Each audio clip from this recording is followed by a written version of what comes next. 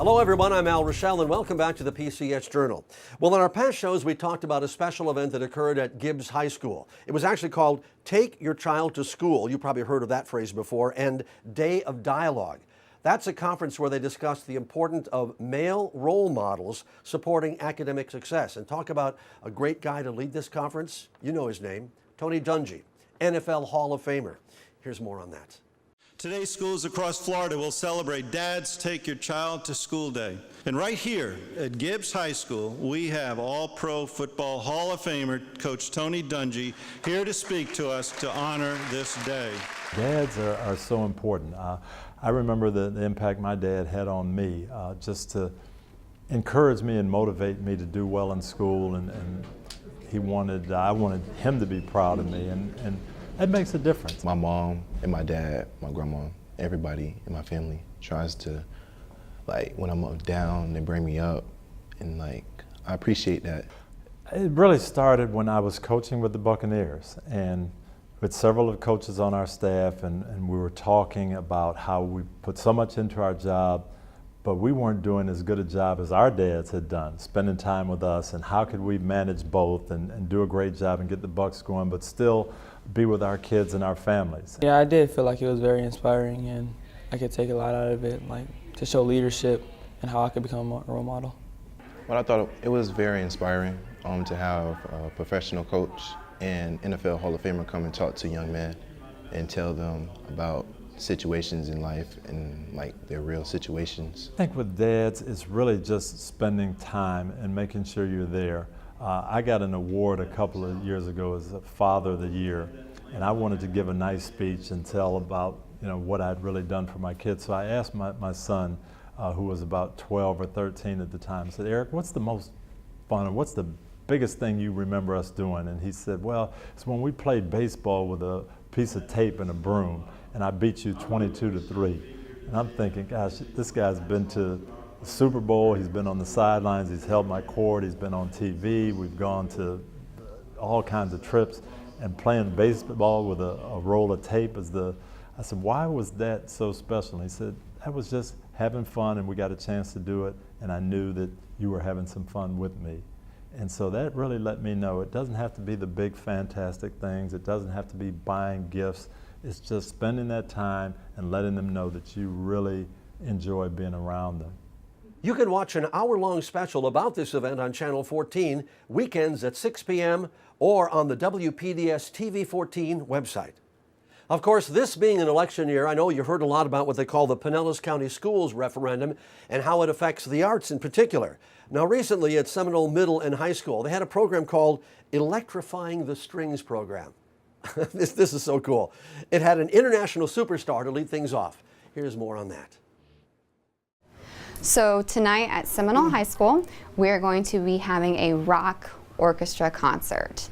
So we brought in a world-renowned violinist. She is a protege from Mark Wood, who is affiliated with Trans-Siberian Orchestra. And she's been working with the kids for 2 days on rock-inspired elements. So the kids will be taking classical violin technique and applying it to modern-day music. So far, I think the kids have really had a great time. They really seem to be enjoying the music, but I think they're also just really excited to be really playing a rock concert tonight. I stress this is not a school concert. We're putting on a rock concert here, and it's really the truth is that this is an opportunity for them to play awesome music in a really sort of different environment, and they're really excited. I wanted to do this because I love music and I love doing what I do. It's a great feeling to make people's ears happy. I've never really expected this. I've always thought them as a classical instrument, but now I found out what you can really do with the power of an instrument. I love Sarah so much. She's so amazing. She's so just talented, and it's just a different type of thing from always playing our classical music to being able to get up out of our seat and move around and have fun.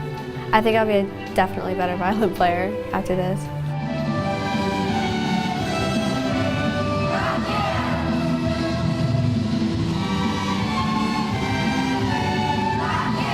I've been teaching for the last 10 years, but I've been specifically doing Electrify Your Strings, EYS, for the last 2 years.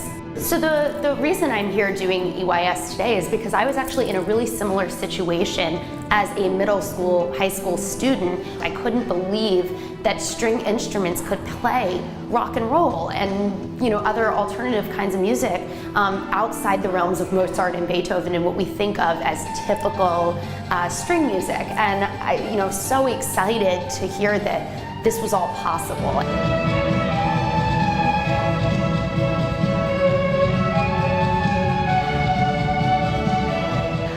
I'm hoping to get across the versatility of the instrument, but also just for the kids to feel truly inspired. I know a lot of kids have this idea that orchestra is not so fun, but in reality, it's tons of fun. It lets them take music they enjoy and transfer it onto their instrument.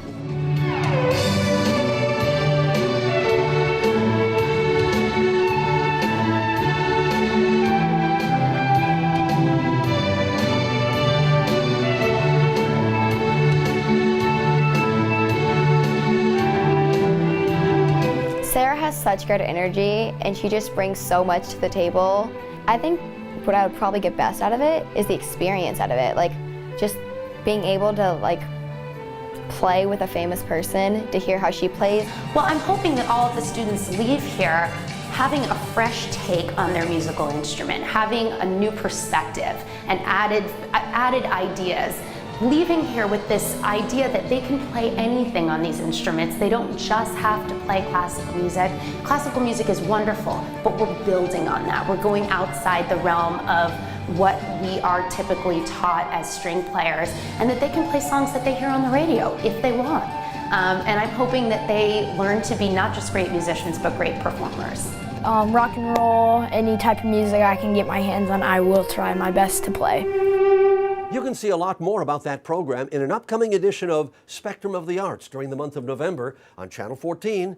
Check out the WPDS TV 14 website for more details under the program heading Spectrum of the Arts. And finally, we've been talking about a new district initiative called the It Factor. That's a series designed to inspire teachers. All right, today we're going to feature Jasmine Daughtry, who shares her passion for students and her passion for teaching.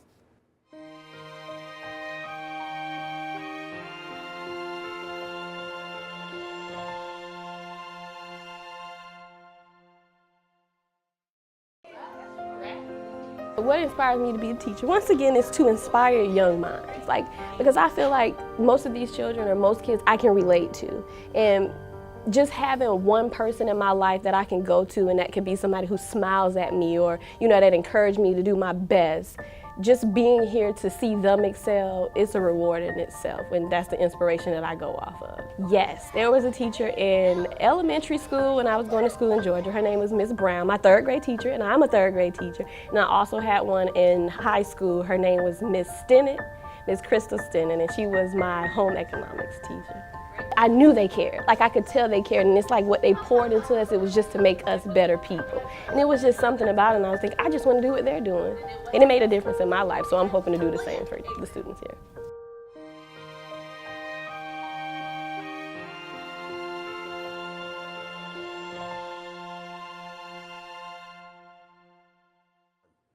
And that's it for this edition of the PCS Journal. Gosh, I hope you're enjoying the programs as much as I enjoy doing them and interviewing the people and the students that we're talking to and all the great programs that we have here in Pinellas County Schools. Until next time, take care, everybody.